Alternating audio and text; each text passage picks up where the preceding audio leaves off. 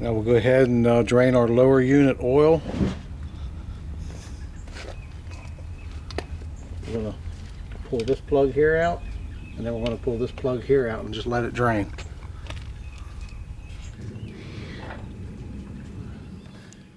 Okay, we have a quart of lower unit oil. I have a pump that I bought a while back.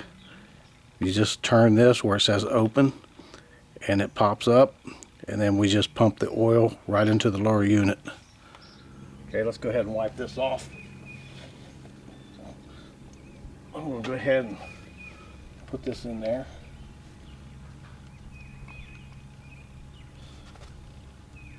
It's got O-rings on it. It should seal.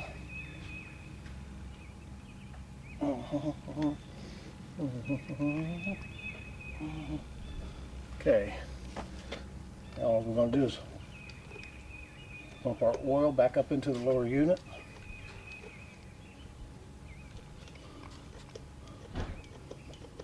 Once we pump enough oil up into this lower unit, the oil should start coming out the top right here, and then we can plug it up. I'm going to change this once a year just in case it gets water in it, because you never know from year to year what's going to happen.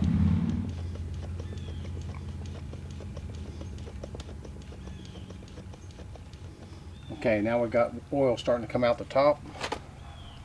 What I'm going to do, put a couple more squirts in there, and let it start running out. I'm going to take my screw here and get it started. Tighten it down.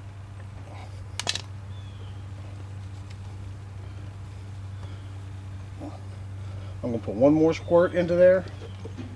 Done. I'm going to back this out.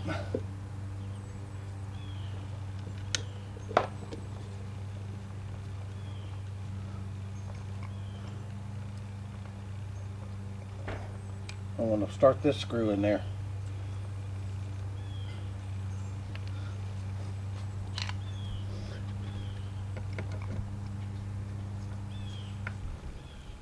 Now, tighten it down.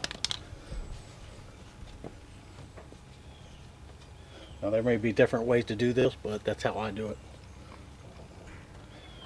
That extra little pump I put into there will make up for what I lost when I was putting the bottom screw in.